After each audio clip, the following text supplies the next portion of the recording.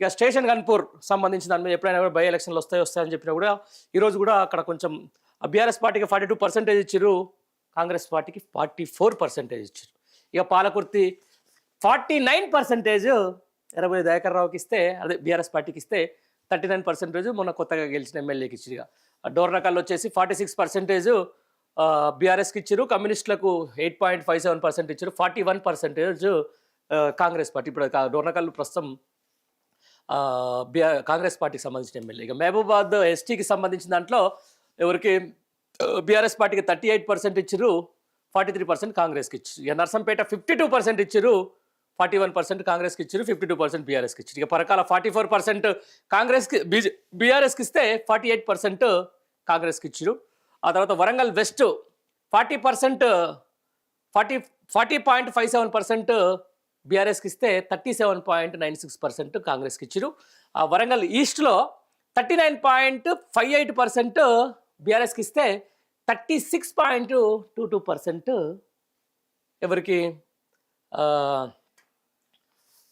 కాంగ్రెస్కి ఇచ్చారు. ఇక భూపాలపల్లిలో 47% బీఆర్ఎస్కి ఇస్తే 42% కాంగ్రెస్కి ఇచ్చారు. పినపాక, ఇక ఖమ్మం జిల్లాకు సంబంధించిన విషయానికి వస్తున్నాం మనం. పినపాకలో 48% అనూహ్యంగా ఆడ బీఆర్ఎస్కి ఇచ్చారు, కమ్యూనిస్టుకు 11% ఇచ్చారు, 34% ఈసారి ఎవరికి కాంగ్రెస్కి ఇచ్చారు. ఇక అట్నే పోతే ఇల్లందులో కూడా 39.68% ఎవరికి బీఆర్ఎస్కి ఇచ్చారు, కమ్యూనిస్టులకు 26% ఇచ్చారు, ఆ తర్వాత కాంగ్రెస్కు 26% ఇచ్చారు. అక్కడ కూడా ఇల్లందులో కూడా బీఆర్ఎస్ పట్టే ఆధిక్యంలో కొనసాగుతున్నటువంటి పరిస్థితి. ఇక కొత్తగూడెంలో 39.92% బీఆర్ఎస్కి ఇచ్చారు, కమ్యూనిస్టులకు 22.51% ఇచ్చారు, తర్వాత కాంగ్రెస్కు 32% ఇచ్చారు. ఇక అశ్వరావుపేట ఎస్టీ నియోజకవర్గం అది 49% ఇచ్చారు, ఆ తర్వాత ఎవరికి కాంగ్రెస్కు 45% ఇచ్చారు. ఇక భద్రాచలంలో 44% బీఆర్ఎస్కి ఇస్తే 49% కాంగ్రెస్కి ఇచ్చారు.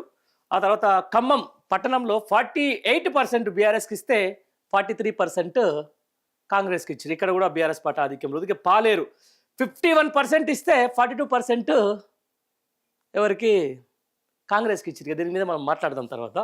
ఇక మదిర 44% ఇచ్చారు, ఇక మళ్ళీ బట్టి విక్రమార్క ప్రాతినిధ్యం వహిస్తున్నటువంటి కాంగ్రెస్ పార్టీ కాబట్టి, నియోజకవర్గం కాబట్టి 48% అక్కడ ఇచ్చారు. ఇక వైరాగ్ వచ్చేసి 48% ఏమో బీఆర్ఎస్కి ఇచ్చారు, కమ్యూనిస్ట్కి ఏమో 3.9% ఇచ్చారు, కాంగ్రెస్కు 40% ఇచ్చారు. ఇక సత్తుపల్లిలో 41% ఇచ్చారు, ఇక్కడ 49% కాంగ్రెస్కి ఇచ్చారు. ఇక ములుగు ఎస్టీకి దానికి సంబంధించిన దాని మీద సీతక్క ప్రాతినిధ్యం వహిస్తుంది కాబట్టి 39% బీఆర్ఎస్కి ఇచ్చారు, 49% ఎవరికి ఇచ్చారు, కాంగ్రెస్కి ఇచ్చారు. ఇది ఓవరాల్గా మనం చూస్తున్నటువంటి కథ. దీనికి సంబంధించిన దాని మీద మీకు ఇంకొకటి చూపించాలి. ఫైనల్గా end of the day poll voters ఆయన ఏం చెప్పదలుచుకున్నాడంటే సింపుల్ ముచ్చట. Civic poll analysis committee CPAC mood of Telangana opinion poll వచ్చేసి 2026 పార్టీ వైజ్గా బీఆర్ఎస్ పార్టీకి 84 సీట్స్ వస్తాయని చెప్పిండు, కాంగ్రెస్ పార్టీకి 22 వస్తాయని చెప్పిండు, బీజేపీకి 6 వస్తాయని చెప్పిండు, ఏఐఎంఐఎంకు 6 వస్తాయని చెప్పిండు, ఎంపీటీకి 6 వస్తాయని చెప్పిండు. మొత్తం ఇప్పుడున్నటువంటి పరిస్థితుల్లో అంటే ఒకటి వస్తాయని చెప్పిండు ఎంపీటీకి.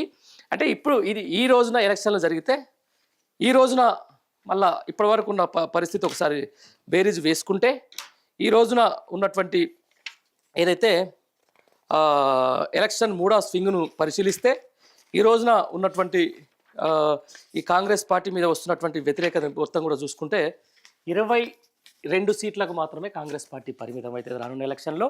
బీజేపీ ఒక 6 సీట్లు కొడుతుంటే 8 సీట్లకు ఇంకో 2 పోతాయి. ఎంఐఎం కూడా 7 సీట్లకు ఒకటి పోయి అది 6కే పరిమితం అవుతుంది. ఎంబీటీ ఒకటి గెలుస్తుంది. బీఆర్ఎస్ పార్టీ మాత్రం అద్భుతమైన రీతిలో 84 స్థానాల్లో విజయం సాధిస్తుందని చెప్పేసి ఈ సివిక్ పోల్ ఇచ్చినటువంటి mood of Telangana opinion pole.